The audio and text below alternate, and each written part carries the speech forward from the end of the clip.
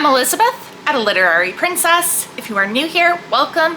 I have a PhD in English literature with a focus on Victorian women novelists, and as you might expect, I love to read.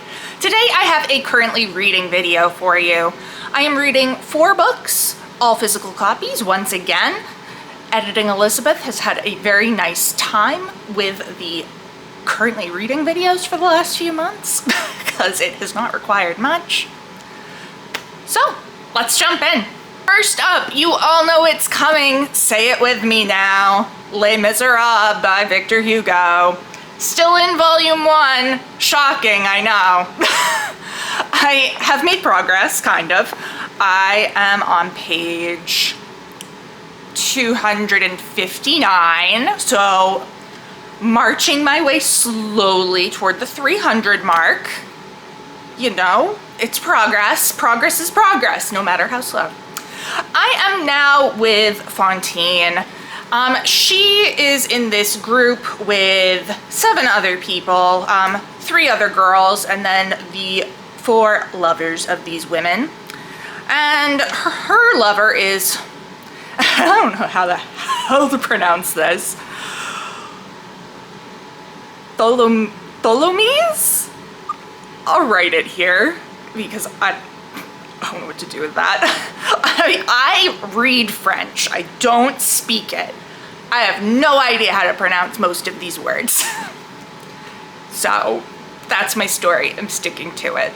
And I am assuming, because I have knowledge of the musical, that this man is going to be the father of Cosette, which means that right from the get-go, he sucks because he abandons them. So, waiting for that to happen. Right now, we're just like out in Paris on a Sunday, enjoying ourselves. So, you know, I'm just kind of waiting for the other shoe to drop. Wouldn't it be great if I could finish this volume this month? Is that gonna happen? Doubtful, but I can dream. I can really dream. And these other 3 books are all for Jane Austen July, which I am participating in this month. The first is The Elopement, which is from the library and is therefore very shiny. This is by Jill Hornby. It is a work of historical fiction focused on, it's one of her books that is focused on the Austen family. So in this one, we are focused on Fanny Knight, the daughter of Jane Austen's brother, Edward Knight. And I am only on the first chapter. I'm literally 11 pages in. I just started it this morning. But she has just gotten a marriage proposal from Sir Edward Knatchbull, who we know due to history that she did marry. And I think a large part of this is going to be focused on her stepdaughter, Mary Dorothea, who is one of the people in the titular elopement. So I'm interested to see where this goes because I don't really, I know who these people are from reading about Jane Austen, but I don't really know anything of the story. Like what happens? How was this marriage between Fanny and Sir Edward? What happened with Mary Dorothea? Who's she even eloping with? I don't know. I also really liked that at the beginning we have a prologue that's from the point of view of Cassandra Austen, Jane Austen's sister, and the final sentence of it is, Cassandra could not help but wonder, what would Jane have made of it all? Because this whole book takes place after Jane Austen has died. So, very interested to keep going with this. I have read both of Jill Hornby's other books about Austen and the Austen family, Miss Austen and Godmersham Park. So I actually know a bit about Fanny from Godmersham Park, where she is I think a child/young teenager. And so it's very interesting now to see her grown up. She is 28 at the beginning of this. So I'm very much looking forward to this. Next up is some nonfiction. This is What Jane Austen's Characters Read and Why by Susan Allen Ford. This is an academic work looking at the literature Jane Austen references in her novels and why she is specifically referencing them. What does it say about the character reading that book? What does it say about the character not reading that book or starting that book and then putting it down. This has been fascinating so far. I have only read the first 2 chapters. The first, which is an introduction about Jane Austen as a reader, and then the second, which is looking at Northanger Abbey and Sense and Sensibility, which of course are 2 books that are very focused on reading. Northanger Abbey being probably the more obvious because it is satirizing the Gothic novel, and Catherine Morland and Isabella Thorpe are reading these Gothic novels constantly, particularly Mysteries of Udolpho.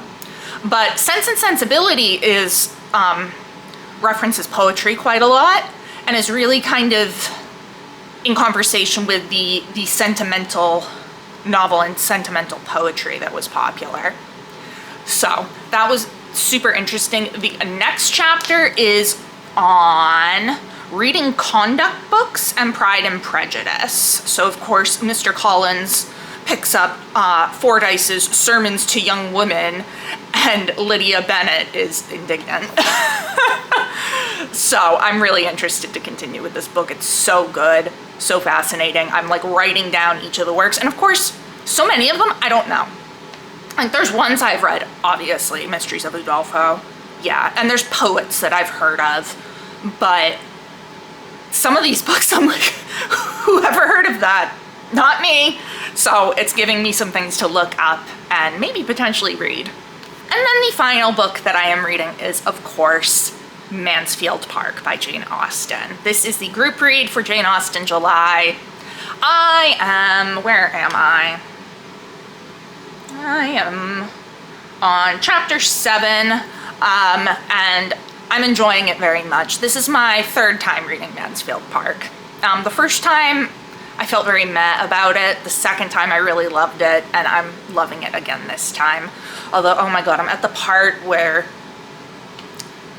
Fanny isn't getting to ride her horse because Edmund is bringing it out for Mary Crawford to learn to ride, and so Fanny is like getting ill because she's not getting her proper exercise. I'm so mad. I hate Edmund so much. I'm never gonna like this guy. Like, reading this is just like an exercise in me being like, girl, you deserve so much better. But I love Fanny. She's so sweet. Is she a little bit of a doormat sometimes? Yes.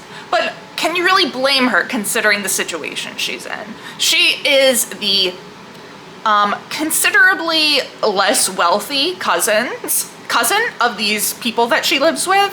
So she's been taken on kind of like as charity to her family.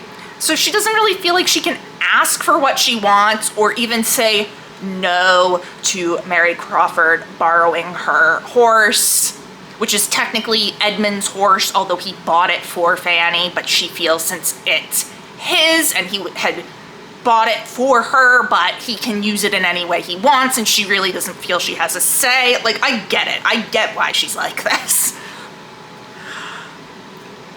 And I really like her. I think she's a very strong person, despite the fact that she seems so passive. But she puts up with a lot throughout this book. So much. And I'm really just happy to be reading it again and loving it again. Because, like I said, the first time I didn't like it that much. And I love my beautiful new copy that I just bought. So that is what I am currently reading. Let me know down in the comments. Have you read any of these? What did you think? What are you reading right now? If you enjoyed this video, please don't forget to give it a thumbs up and subscribe to see more of my bookish content. It has been great chatting with you. I will see you soon. Bye.